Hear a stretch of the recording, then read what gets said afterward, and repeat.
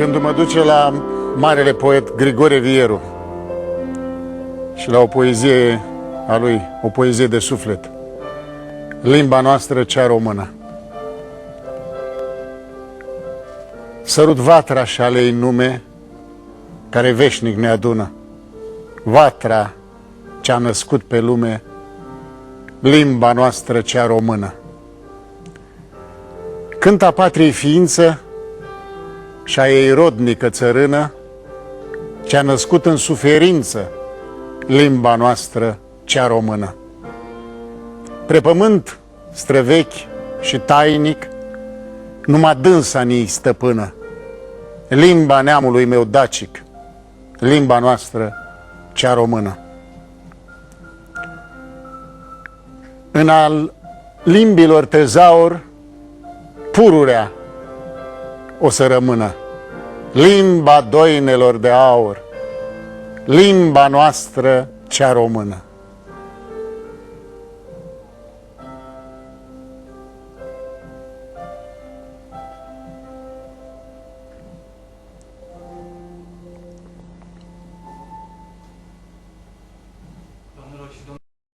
Bun găsit! Astăzi cred că cel mai potrivit cuvânt este cel al irepetabilei bucurii a fiecărei clipe și iată de ce.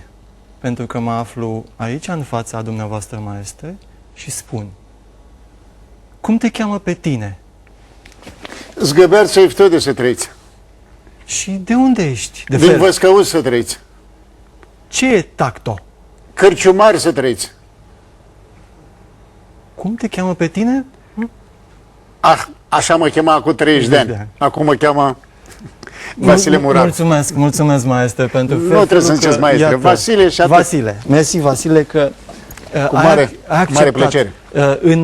Înainte să începem, ziceam că sunt 20 de ani, dar au mai fost 10. Am și eu nevoia de a împacheta puțin anii. Acum 30 de ani, 30 de ani, da. Doi vulpoi, adaptare. Adaptare, regia Cornel Dalu, cu marele și inegalabilul Dem Rădulescu și cu alți colegi de-ai mei, care erau și studenți atunci, printre care în fundul clasei era și Dan Puric. În fundul clasei era și Dan Puric. Era student, da. Și eu eram și eu, filmam altceva pe hol și îl aud pe Cornel Dalu: Vasile, vină puțin, mă ajungi pe mine să zici două vorbe.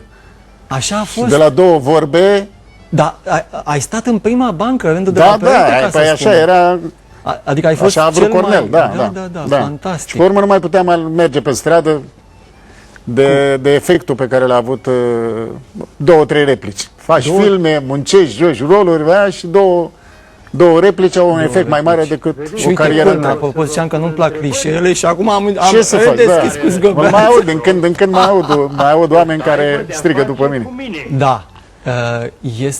Nu degeaba am început, pentru că se leagă de marele Dem Rădulescu și... inegalabilul Dem Rădulescu, care mi-a fost profesor, pe care l-am admirat și ca dascăl, și ca actor de televiziune, actor de radio, de film, inegalabil, dar pe scenă era un adevărat regal, pentru că geniul lui comic, geniul lui creator și pofta de joc pe scenă erau de domeniul fantasticului. Nu se poate, nu se poate. N-am întâlnit până acum actori, pentru că am cunoscut foarte mulți actori de mare valoare, dar cu așa poftă de joc.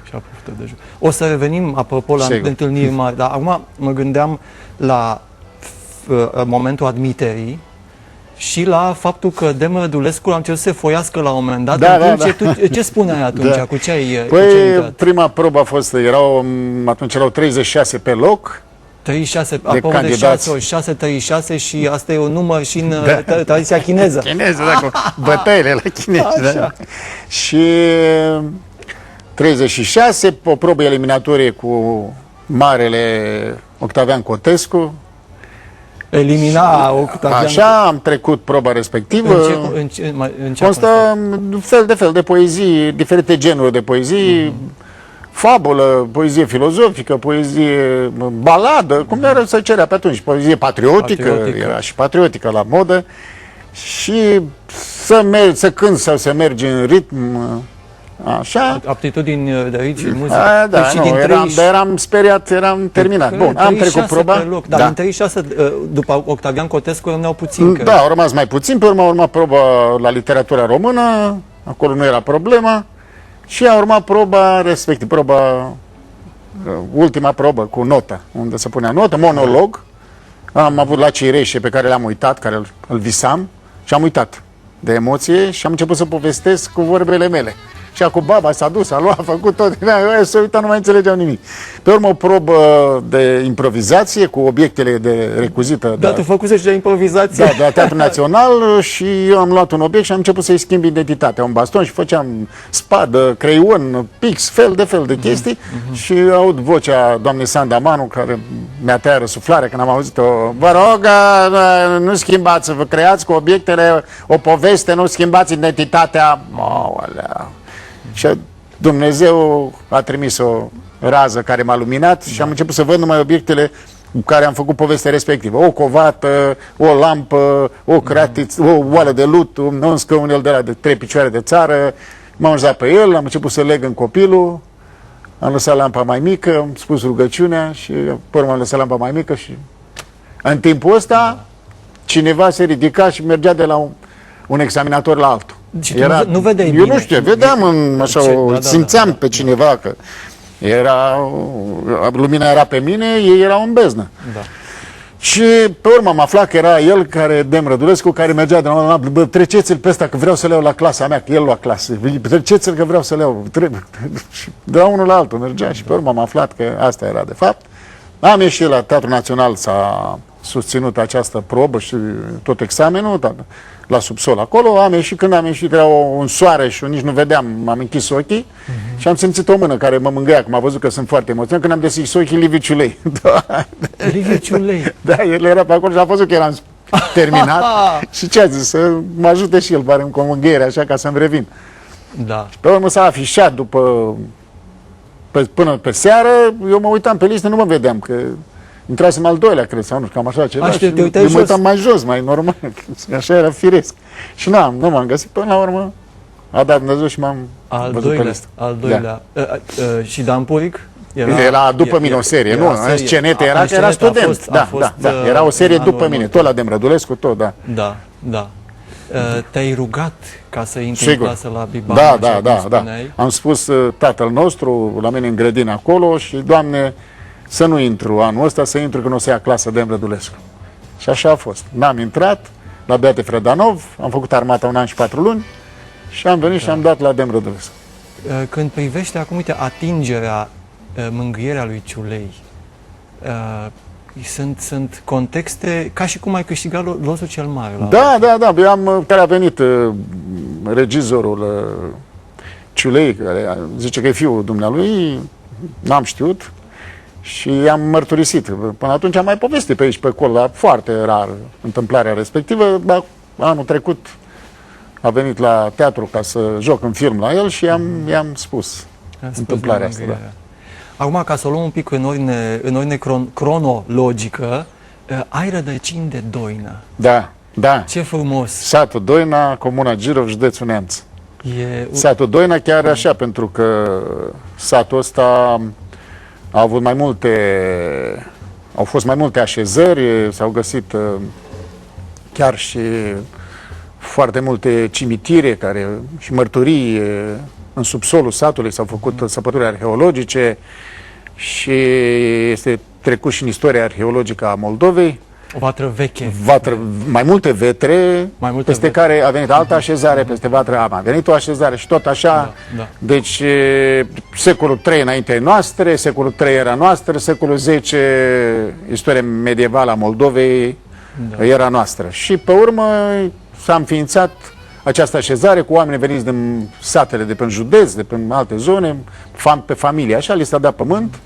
Și povestea zice că 1885, cam așa, trecea prefectul și cu trăsura și bă, ce nume să le dăm? Și aude cântând un țăran, aude cântând Doina. Ia uite, Doina îi punem aici. Și așa a avut numele Doina, da. Sunt niște rădăcini de o profunzime, pentru că Doina este tot ceea ce poate fi Sigur. mai important, sau Horea, legat de intimitate, identitate și de colectivitate, de a fi cu celălalt. Sigur și că da. Am citit într-unul dintre interviurile pe care le-ai dat, când evocai acea atmosferă a satului copilăriei.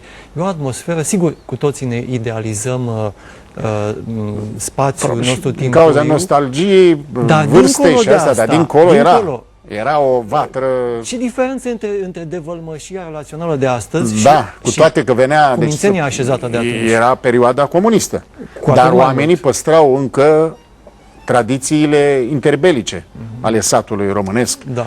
Pentru că bunicii auzeam numai cum rămânem în urmă, cu toate că mergeau la prașile la CAP. Ei erau învățați tot așa, să fie fruntea satului, adică gospodari, nu oricine așa. Cum să rămânem? Trebuie să mergem, hai să mergem să rezolvăm. Pe zonă, la fel, să fie curățenie. Primăvara, totul să fie pus la punct. Aratul, toate obiceiurile, toate chestiile care țineau de tradiția strămoșească, totul se păstrase. Chit că, probabil, puterea n-ar fi voit asta, nu-mi dau seama, dar oamenii păstraseră. Să poți să treci peste faptul că pământul nu-ți mai aparține și era CAP.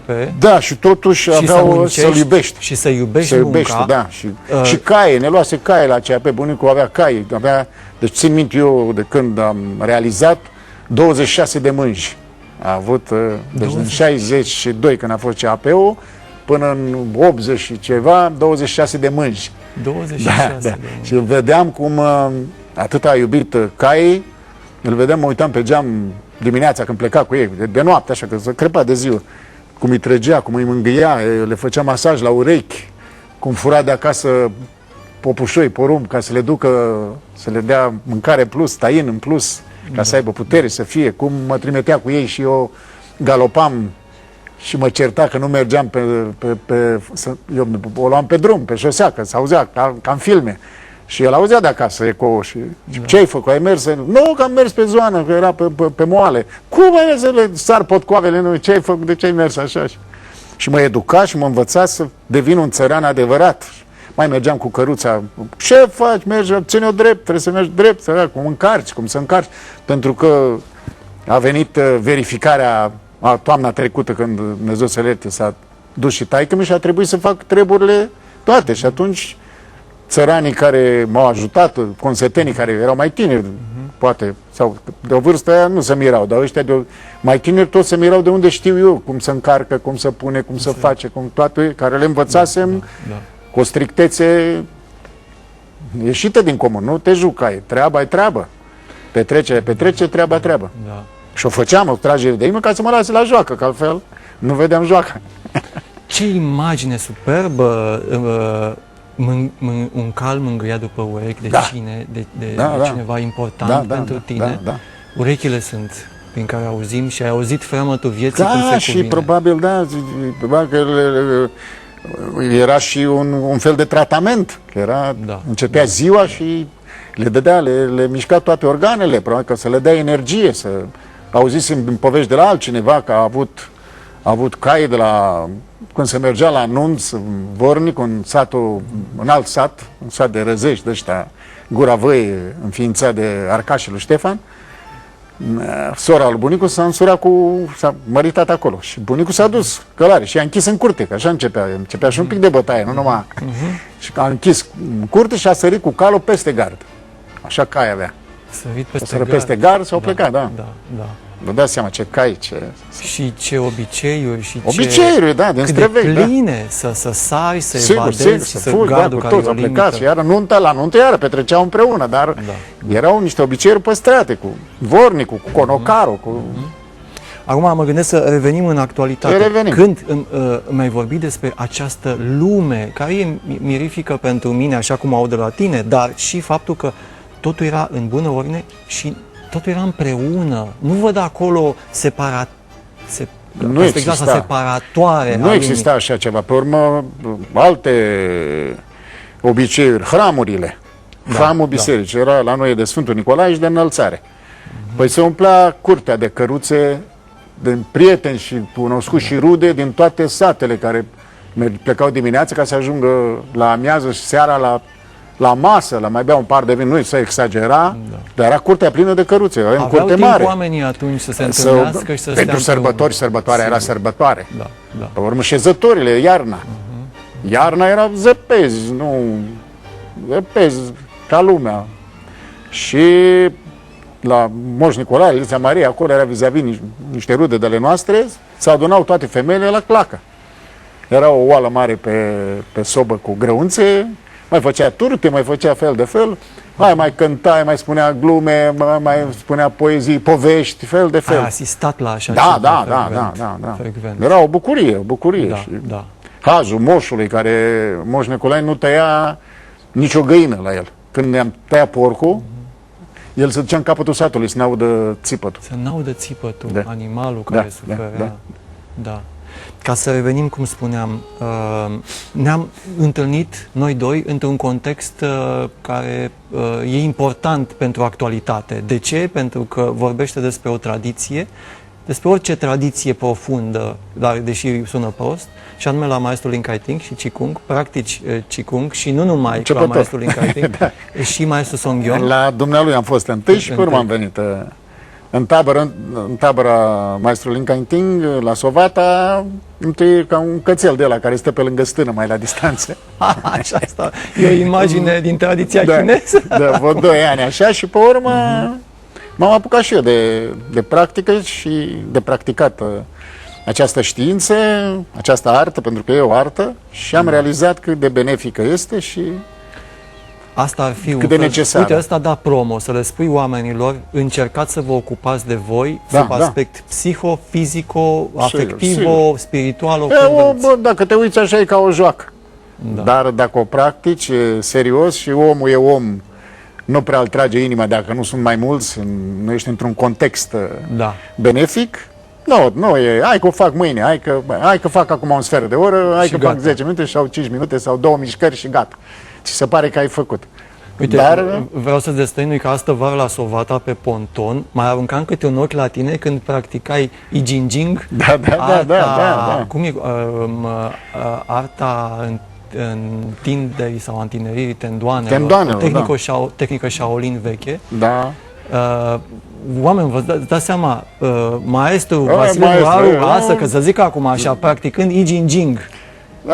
După posibilitățile mele și asta m-am înconjurat, chiar m-am încurajat colegii ceilalți, că chiar dacă nu, eu fiind mai rigid, mai în forță, am făcut totul, chiar și la coasă, chiar și la muncile de la țară, am făcut mai, așa mai, chiar dacă nu realizez gândul, să realizeze mișcarea respectivă, gândul să te ducă că ai definitivat-o, ai revenit, totul e gândul, afară de mișcarea în sine. Ceea ce se întâmplă în Qigong, eu cred că tu ai avut în zestrea ta de experiență din vatra doinei. Sigur că da. Asta mi s-a părut mie.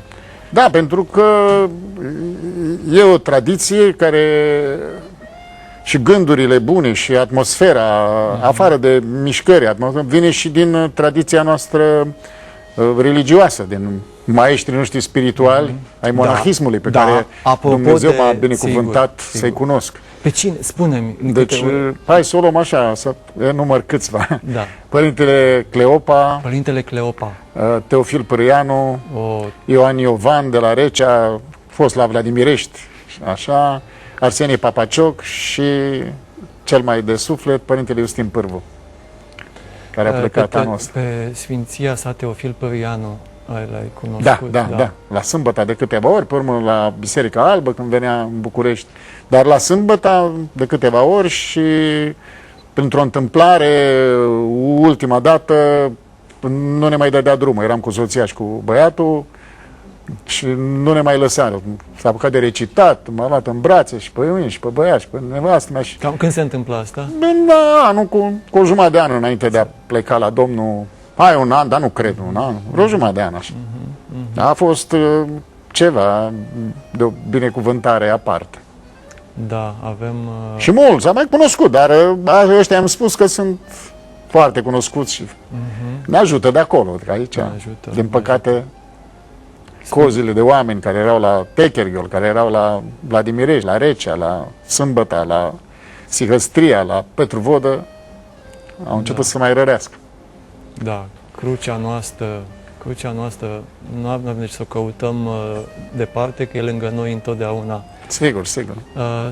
Oamenii realizează când au necazuri, în rest nu se gândesc la problemele astea spirituale. Când dau de necazuri, atunci realizează că trebuie să se gândească la o putere. Tu te-ai gândit la puterea asta fără să ai necazuri? Sau? Păi nu, poate și din educație, poate, dar cu timpul am realizat că trebuie să mulțumești. Întâi, până ceri ceva, să mulțumești lui Dumnezeu, până ceri. Și normal, când am avut necazuri, te gândești la Dumnezeu, unde? De ce să te agăți? Știi ce mi-a venit acum în minte? Apropo de Dumnezeu, de tonul din ce o să fie, ce o să fie. Da, dar acolo a fost o problemă și cu, adică mai multe probleme. Așa că, a fost o scenetă care a avut ideea genială Nae Lăzărescu, ascultând-o în 60 și ceva la radio. Era marele regizor la Unda Veselă și realizator de radio Ion Vova, care l-a închis în cabine acolo, la radio, și a pus textele lui Constantin Tănase. Și unul din texte a fost Ce o să fie, ce o să fie, pe care l-a jucat cu Tănase, cu Giugaru. Alexandru Giugaru, marele actor pe la Național, întâi a jucat la Tănase, unde numele de scenă era Sandy Huș, era cumnatul lui Tănase, și îl făceau împreună. Și au făcut în 39 acest Ce o să fie, ce o să fie. Imediat după Revoluție, când a fost posibilitatea să apari Popă pe scenă și să spui o chestie, am făcut niște costume care nu duceau, erau stilizate, nu erau, și nu luam în derâdere biserica. Sigur, și sigur. De asta am și vorbit. era o modalitate absolut. Care, cu toate astea, după Revelion și după ce a fost, Patriarhul Teoctist a dat să se supere, dar din sinod au explicat că nu e, acești băieți nu iau biserica în derâdere. Este o satiră, și o întâmplare pe 6 august, într-un an de schimbarea la față la mare, la Techerghiol. Era preasfințit acolo, Teoctist, și a început să binecuvânteze oamenii. Și eram cu colegul Nae, zic, stai mai încolo, să nu știu, dacă stăm unul lângă altul, și aduce aminte și ne ceartă acolo. Și atunci am stat mai în față, a trecut, a ajuns la mine, s-a uitat, m-a binecuvântat, și a trecut mai departe, a ajuns și la el, că aceeași figură a făcut-o. Dacă eram împreună, și ajung în Spania, anul trecut sau cu 2 ani, nu știu când. Și era episcopul Spaniei, Timotei, și cu mai mulți preoți, și unul zice, nu știți ce am pățit, cu ce o să fie. Ce ați pățit? Păi eram studenți la Cluj și nu știu ce nu ne dăduse voie în oraș, am făcut o fel de brigadă artistică și am făcut ce o să fie, să ne fie mai multă, și i-am prezentat spectacolului mitropolitului Anania, care zice, vă dau afară, vă excomunic dacă vă luați după aia cu ce o să fie, ce o să fie. Ți-a mai... o parte din ce o să fie care se pare actuală acum, îți vine în minte? Păi da, e actuală... Toată, da, prima care se pare. Și care merge cu săptămâna asta a noastră de... Păi merge ce? Și tot, orice strofă, hai să luăm prima, hai să luăm pe ultima. Deci toată. Ce o să fie, numai chiul și veresie, că într-un an mă să tocaște, o să avem vreo 7 Paști, 8 Crăciunuri, 5 învieri, 3 de capete tăieri, 70 de nopți de denii, 30 de blagoviștenii, adormiri de mai vot, 2 înălțări, cam la vreo 9 plus Ionci plus Anton, Crisosom, Pantelimon, proroci, erași și sfinți mucenici și sfinți părinți. O să avem pe an să mori, 300 de sărbători, și o să avem, măi frățioare, doar 3 zile lucrătoare. Da, Doamne! Doar 3 zile lucrătoare și alea eventual, dacă vrei să libere. Da, fantastic. Câtă vreme... N-a schimbat nimic, a fost exact de la Tănase. Pe urmă, varianta a doua, și sunt niște zeci de ani de atunci, semn că și tot avem... schimbat. Plus, mă duc la florărie, acum câțiva ani, a avut un efect fantastic asta cu ce o să fie, tot la fel, cu un fel de zgăbearță evtode, un efect de... nu se poate. Lumea ne-a luat în brațe și mă duc la florărie și acolo să cumpăr flori și doamna zice, aia sunt supărați. ce-ai făcut? Mai împrumut așa, mai trec pe la prăvăliș, mă duc și duc banii pe urmă când n-am. Dar zic, de obicei țin minte sau scriu că trebuie să duc banii, da? Zic, n-am plătit. Nu, ați știut și nu ne-ați spus. Ce am știut, doamnă? Păi ce o să fie, cum n-ați zis că o să fie cu tare și o să avem cu tare și o să avem cu tare și ne-ați păcălit și uite că... Păi zic, eu conduc? Cum să mă păcălesc? Așa a fost, zic, noi am făcut un text care s-a spus în 39. Aoleu, așa era și atunci. Păi da, ce credeți, s-a schimbat ceva? Da. Asta ar trebui să fie, ce o să fie într-o carte de aur care să fie îngropată și dezgropată peste 2000 de ani. Să fie la fel? Chiar, da, asta ar fi culmea, da. Da. Se poate, orice e posibil. E un text valoros a fost, pentru că erau niște autori dramatici, Tănase s-a bazat pe niște minți luminate și a inovat, adică a realizat un gen de spectacol. Începând de 1919, când a început Cărăbușul, grădina Cărăbuș, Pisică pe orez, spectacolul avea... Nu erau băieți în balet, era un fel de glumițe, de scenete, cum erau, și la fiecare spectacol a adăugat câte ceva. Și a realizat spectacolul clasic din ziua de astăzi, cu monolog, cu cuplet de atac, cu scenete, cu melodramă, cu băga băieții în balet, cu decor, cu lux, cu fast. Pe la un moment dat avea fast, a adus o cortină care se lăsa la pauză, din Hermina. Marele boieroaice care erau în sală și soții de bancheri și ce mai aveau Hermină un guleraș. Și aici era Dita. Și când a coborât Dita mai cortina, care făcea că plutea, se auzea așa ca un fâlfâit, când a coborât, s-au ridicat și au aplaudat un sfert de oră. Fel de găsit de marketing, ținea de marketing. Da. Avea un cap deosebit. Și cum mă repetam, cum spuneam, textierii care au fost niște capete deosebite, autori dramatici care la Tănase semnau cu pseudonim, nu erau, Chirițescu, era Chir, nu era celebru dramaturg care a scris Gaițele și a scris... Cât de serios a fost de la bun început siajul lui Tănase. Și iată, acum ești director artistic a teatrului. Da, duc o tradiție. Cum te și am păstrat tot cu colegul.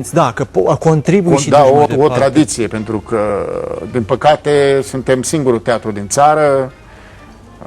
Erau, la un moment dat, și la Pitești, și la Ploiești, și la Deva, și la Baia Mare, și la Galați, și la Fantasia, la Constanța. Și câte mai erau, la Cluj, la Armate, teatru de revistă al Armate, și chiar în București, vreo 2-3. Și a rămas numai Constantin Tănase. Din păcate, e un gen special, e un gen care acum realizez că trebuie niște oameni speciali, trebuie o anumită conjunctură. Spune-ne ceva despre stagiunea de toamnă, de ceva care e... Acum, chiar am început stagiunea în octombrie cu spectacolele mai vechi, pregătim o premieră mare. Trăiască revista, Viva Revista o să se numească. Cam pe când? Care va ieși în decembrie și acum, mâine, 1 noiembrie, am o premieră inedită cu copiii de la Next Star, emisiunea de la Antena 1, care sunt toți talentați, dar printre ei sunt și excepții, care talentul e talent, dar mai sunt geniile care sar de... barometrul să te duce în sus. Ideea asta, iată a mea. A mea a fost, mă laud și eu cu Dumnezeu, mi-a trimis-o în timpul emisiunii, cum vorbea Dan Negru, prezentat, m-am uitat la Pepe, la Connector, la Maria, la Lora acolo și zic, eu o să propun conducerii teatru, să discut la teatru și cred că ar fi frumos să facem un spectacol. Și iată că pe 1 noiembrie are loc emisiunea s-ar putea să o vedem după, dar după aia se repetă, deci oamenii să știe. Lumea a aflat, a început reclama. Cum se spune? Next Star. Titlul, scuze. Next Star la Tănase. Next Star, următoarea... Viitorul star la Tănase. Știi că asta este și... un spectacol cel mai tânăr. Asta se numește și un telescop, nu zic firma, e frumos să poți să duci la următoarea stea. Da. Superb. Acum, haideți să revenim în copilăria ta și legat de figura tatălui tău. Da. Tatăl tău care a pierdut pământul A fost colectivizat Da, și cu da, toate da, astea muncea atât de mult Bunicul și tata. Și Tata tata. era mai tânăr, dar mai tânăr. bunicul, Dar care adunase palmă cu palmă, muncea pe unde a făcut cărăușie, a muncit pe la păduri, pe unde a muncit și mai lua un petec. Cum e Rebreanu, celebrul discurs al lui Rebreanu de la Academie cu țăranul român. Și apoi Care mai cumpăra o bucățică, iară făcea foame, făcea ce făcea, că aduna câțiva bănuți, mai lua o fâșiuță de pământ, mai lua o fâșiuță, numai că la noi a fost numai tata, la țăranul român, cum spunea și marele Eriv Rebreanu, cel mai mare romancier al secolului 20. Și probabil că cel mai pleacă era, cred că putea să ia și premiul Nobel, țăranul român făcea mulți copii. Și ce aduna? Dădea zestre la, și iar o luau de la capăt. Toți o luau de la capăt. Iar ce bucățică mică și ea. Uite aici, bucățică cu bucățică, copii mulți și totul se... Și la noi la fel. A venit colectivizarea. Ce să fac? Că nu se putea. Am avut vecini care l-au alergat, l-au chinuit. Nu s-a trecut până la urmă. Au mai rămas așa 2-3 în tot satul care nu se trecuseră. Dar restul toți. N-aveai încotro, n-aveai cum. Te îngrădea de la copii, te îngrădea de la fel de treburi și a trebuit să se facă. Și cu toate astea, până taică mi-a ajuns șef de fermă, ce a ajuns cu rezultate deosebite. Asta e, și-a luat și prime. Deosebite, da. Așa, până urmă am venit la congres, a avut cuvântul la congres, era cu Ceaușiste, mă certam cu el. Da? Da, și cu toate astea, regulat, mergea la mănăstire, la Horaița, și când mergeam cu 12 căruți încărcate, duceam acolo la mănăstire, scoteam icoana când nu ploua și era secetă. Adică el avea legea lui, era comunist, să zicem, dar nu cred că a fost comunism în România, numai niște voci la un moment dat că ieșea toată lumea și să vă rugați pentru ploaie. Da, o scotea Sfânta, imensă era Sfânta la Horaița și era lume cât vedeai cu ochi. Da. Și ploua. Și ploua după rugăciuni. Da, puterea rugăciunii. Da, puterea. Noi nu realizăm. Sigur, acum, cu mintea noastră pozitivă, să spunem, care obiectiv cu foră cauzală, ce mai e coincidență că s-a... Nu. Pe urmă, avea om. Astăzi vine furtună, vin nori, nu se duce nimeni să tragă clopotele, să alunge nori. El avea om normat cu treaba asta. Să tragă, să ducă repede la biserică, că biserica este la noi, între satul Doina și Boțești, și trăgea și se împrășteau norii ca să nu distrugă recolta. Să tragi clopotul ca să se... Undele, spărgeau norii, undele și se împrășteau norii. O altă imagine incredibilă. Da. Ce a făcut tata cu una dintre primele de la CAP? Da, în 67 a cumpărat televizor, a cumpărat frigider, nu știu ce mai. Da, televizor știu că când a fost pe urmă problema cu rușii, cu Ceoslovacia, era pe prispă acolo, televizorul scos și era jumătate de sat, să uita acolo la cuvântarea lui Ceaușescu din Piața Palatului. Noi ne pregăteam să facem tranșee, să ne pregătim de război, să ne batem cu rușii. Învățătorul mai avea televizor. Atâta, înaintea noastră atâta. Două aparate. Era unul și pe urmă al doilea. Da. Și pe urmă a mai apărut. Asta a fost tema, adică a luat și o marcă. TEM 4 era o marcă, cu ecran mare, dar pe urmă au apărut unii și au mai luat. Rubin 102, cum era, cu un ecran mic. O lume în care exista un singur televizor într-o comunitate și iată în lumea de astăzi unde am ajuns. Da, e de râs acum, de râs, să uite, noaptea, eu nu am fost chiar șocat acum câțiva ani, să zic, la cât plecăm dimineața, la muncă, zic pe la 6, cum, la 5, 5, cum? Păi la cât?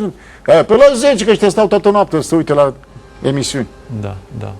Ce crezi, primul lucru pe care crezi că l-am pierdut acum față de ceea ce era în Vatra Doinei, de exemplu? Ce am pierdut? Adică e valabil pentru toată țara. Tradiția. Tradiție. Desțelenirea satelor, asta a fost marele păcat al comunismului, unul din marele păcate ale comunismului. Desțelenirea satelor. S-a pierdut tradiția, lumea ajungând în oraș nu mai avea niciun control.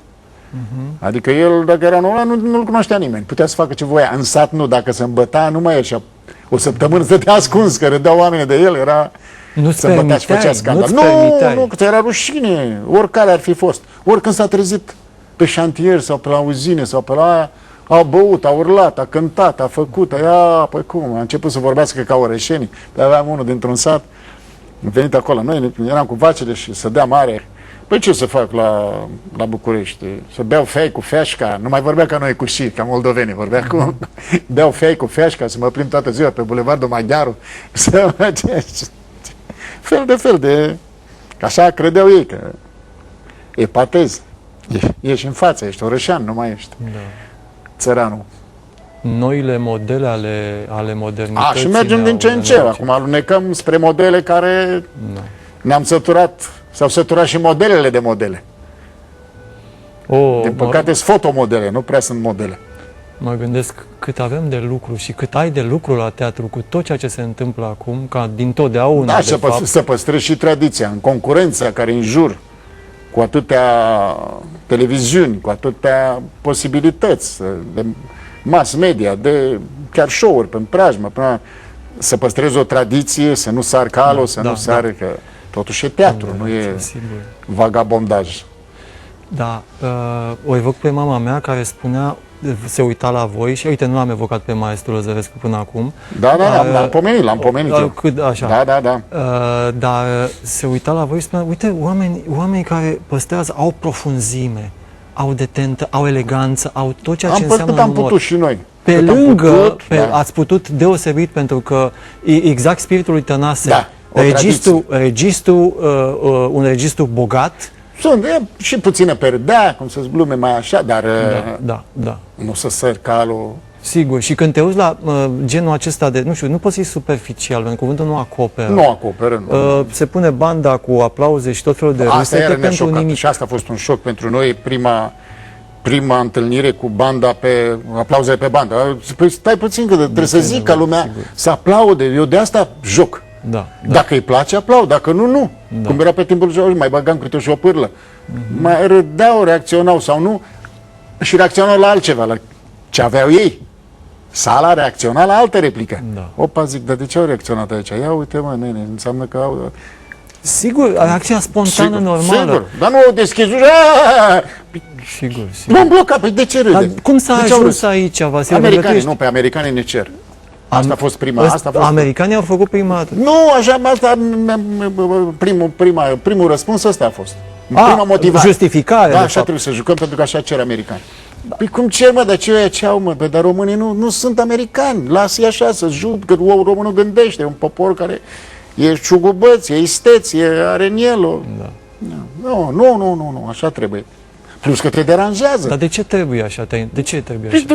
Pentru că ăia plătesc, ăia trusturile mari și atunci... Da, dar trebuie să fii tâmpit, scuzați expresia, să poți să plătești pentru o făcătură. Da, e făcătură. La Universitatea la Spiru Haret, sediul din Politehnică e lângă Național TV. Da. Și la un moment dat, în timpul orei, auzeam o hăhălă. Zic, ce e asta? Era la comandă un public plătit ca să... Da, și ei altceva, dacă prind, să mai prindă, fără să vrea. Ochiul, noi avem ochiul, vorba aia. E bucătăria, o știm. Sunt surprinși când ei sărace să uită la ăla cu semnul. Că dacă n-au reacționat, salut, a doua zi nu-i mai cheamă. Și se uită speriați la ăla. Acum, iar ăla... Ce Dumnezeu! Uite, ăsta nu e omul nou care reacționează, acum râzi, robotul nou, da. Robot, e ceva robotic. Un fel de roboțel. Se pierde. Plus că e în legătură cu toată planeta și e singur pe lume. Acum e singur pe lume, de-abia pe cu toți. Ia uite câte like-uri. Unde? Cu ce? Și... Ai dat like, exact. Și ai rezolvat un întreg... Ia închide ăla și fă ceva. Ce ar fi spus Tănase să ajungă acum într-un platou? Apărea probabil, da. Păi eu știu, nu, sigur, tradiția era tradiție, nu. Și am îmbunătățit-o și cu un pic de cizelare, nu. Că putea să facă direct. Nu. Da. Vot sfătuitori foarte buni, plus el.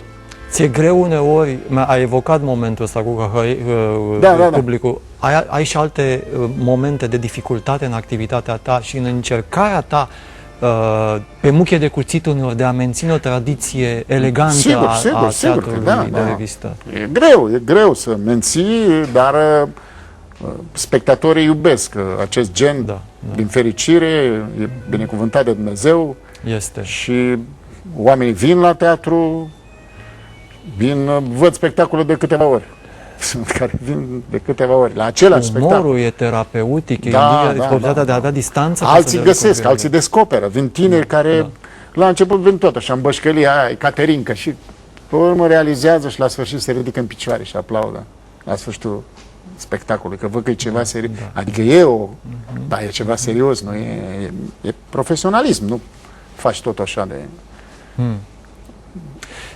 Te invit din nou în timp, înapoi, legat de un schimb pe care l-ai făcut, și anume ai oferit o oală cu lapte bătut pe ce? Pentru cei trei mușchetari.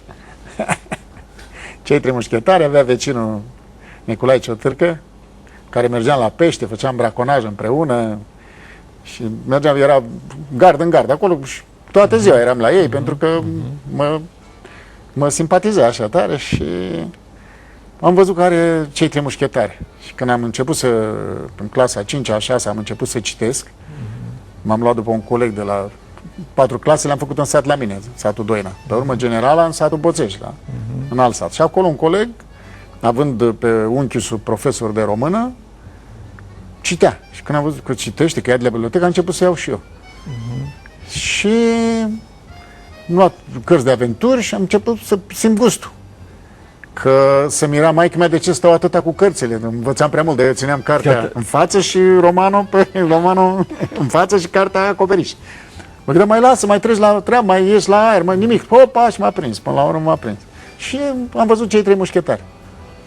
Da. Și zic, păi, nu știu, vezi, vorbești cu bunica, dar să dai niște lapte acru. Acum ți aduc. Pac, m-am dus și am luat cei trei mușchetari, erau așa, 2 volume, nu erau în 3, altă dată era în 3, altă dată alea erau în 2 volume, Biblioteca pentru toți, coperți, așa, un bleu deschis, o palină, așa, da, foarte, așa, o bucurie mare când am citit. Nu le-am lăsat până nu le-am terminat. Toată viața ta profesională? Am adunat. Mi-am făcut bibliotecă, da, mi-am făcut bibliotecă. Și pe la librării, pentru că apăreau în perioada respectivă, fiind penuria, adică televiziunea transmitea mai mult, până prin 80, când am început numai 2 ore și toate erau aproape un telejurnal general. Da. Până atunci, televiziunea a avut un program chiar destul de bun, cu teatru, marța, serial, lunea, serial, miercurea, teleenciclopedie, filme americane, filme franțuzești și italiene, filme, nu glume, serial joia, varietăți, film vinerea, varietăți duminica, sâmbătă, film, sâmbătă, serial.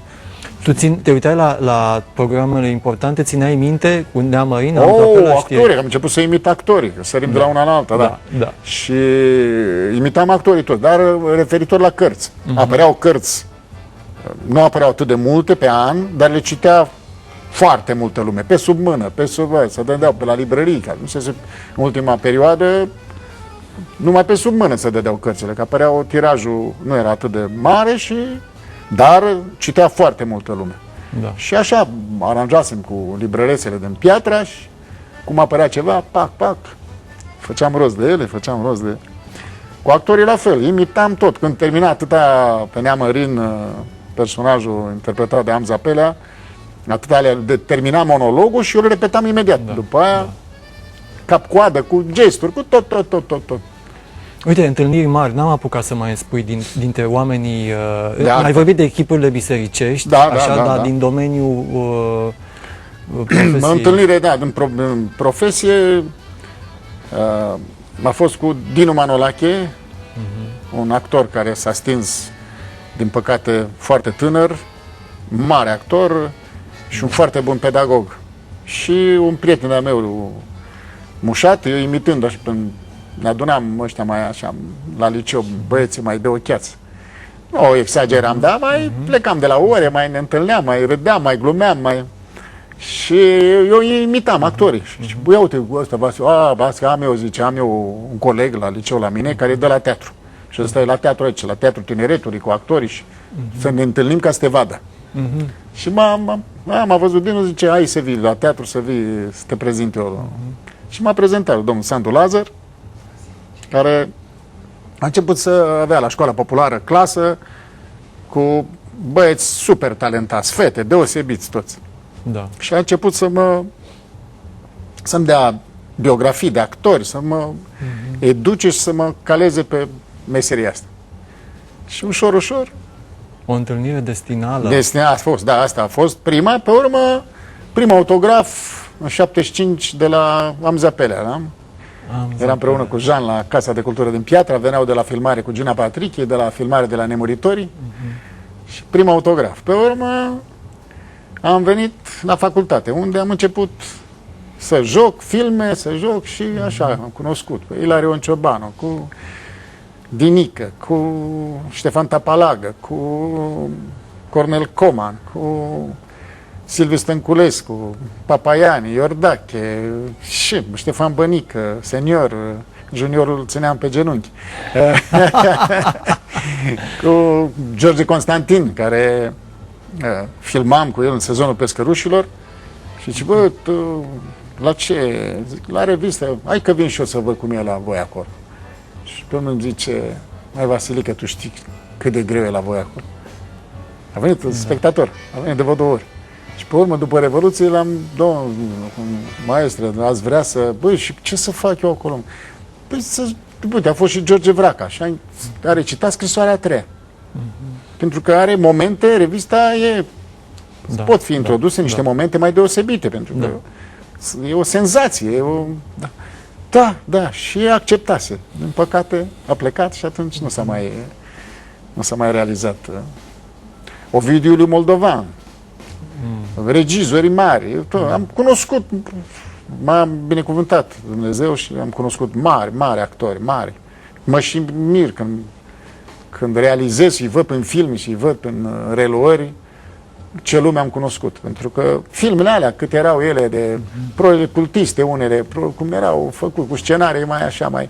dar făcute cu un profesionalism ieșit din comun, fiecare își făcea datoria de la ultimul rol până la rolurile cele mai mari, cu suflet, pasiune se vedea. Și se vede și azi, pentru că de asta și copiii se uită și fac ratingul care îl fac. Cum a fost cu Gheorghe Dinică legat de dorința lui de a...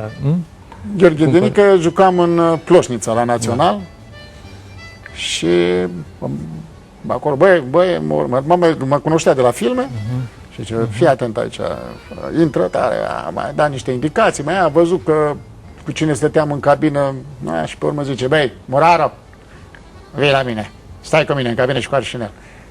Vă dați seama, da, maestre, cum? Și plecam în turneu la Chișinău, primul turneu al teatrului Constantin Tănase și dacă cumva primul turneu a unei instituții de spectacole în 89, în Moldova, de peste Prut, bucata de peste Prut. Și zic, maestre, ce să vă aduc de acolo, să vă... să zică și ăla, o căciulă. Eu m-am dus și 25 de ruble, am luat căciulă, era foarte ieftină.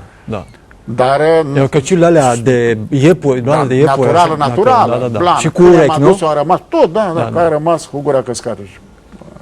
M-am ținut de cuvânt. Și stătea și foarte bine și pe urmă ani de zile l-am văzut iarna. Cu căciula? Cu căciulă, da. A purtat căciula de la tine? A plăcut foarte mult, Și m-am bucurat tare, că mă bucur când fac cadouri și se bucur. Mă bucur eu în primul rând. Când faci cadouri. Păi cum eram în turneu, eram odată la Botoșani, era și maestru Florin Piersic, o altă mare personalitate. Eram la un restaurant și aveam un tricou, un prieten de la lucra la Crinu, Gicurață, cel mai bun, cu scrisurile astea gonflabile și pe tricou, era numai pentru export. Și aveam tricou pe mine și am văzut un băiat de acolo, care ne împrietenisem cu el, fiind măcelar, mi-a provizionat în perioada aia. Și zic, ce, îți place tricou? Da. Și mi l-am scos și dă-l pe al tău și ia-l pe ăsta. Ați făcut ca fotbaliștii ați făcut? De-abia îl luasem atunci și eu ca să mă dau mare acolo să vadă botoșeneni ce haine am eu. Și l-am scos și l-am dat și mare bucurie am avut. Ce frumos. Era și un suflet, și el un suflet. Și domnul Florin a rămas, băi, Muraro, dar ce gest ai făcut extraordinar. Nu ești sănătos. E sănătos. Vasile, mai avem vreo 4 minute maxim. Trece În timpul. timpul ăsta, uite, apropo de dar, vreau să-ți ofer Vrei să te bucuri. cu mare bucurie, da, o carte din colecția neprețuită sapiențială a editurii Herald. Este scrisă de Gonçalo Rinpoche, a și venit la noi, editura Herald aduce, facem și noi evenimente cu universitatea, cu mari personalități și, uite, vorba cuiva, o deschide întâmplător la pagina 136. Că te știi dinainte. Așa, da. Și aici spune un lucru deosebit. Uite, până găsesc eu 136, că nu vrea întâmplarea asta, știi? Da. Deci așa, dacă întâlnesc o persoană foarte rea, fie ca eu să pot să o socotesc ca pe cel mai mare maestru spiritual al meu. Filozofie. Cu drag Filozofie și, mare și un adevăr. Adevăr. E ușor să faci... Nu, că cine aude pentru prima dată și nu n-a avut de-a face, bă, zice, cum adică, ce e asta? Te ferești ea, dar nu. Acum, pentru că aici așa am început emisiunea, o să știu cine ești, apropo de cine ești tu. Da. Merg la clape și spui tu ceva? Ce-ți vine? Ceva, da. Hai să vedem ce ne iese și cum se va auzi.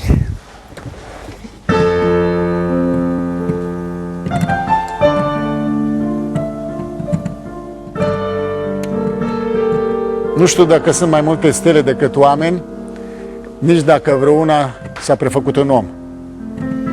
Dar știu că 1 și cu 1 fac 2 și că n-ar face nimic dacă n-ar fi fost oameni. Nu știu dacă lebăda moare cântând sau dacă e cântec de lebădă ceea ce cântă ea.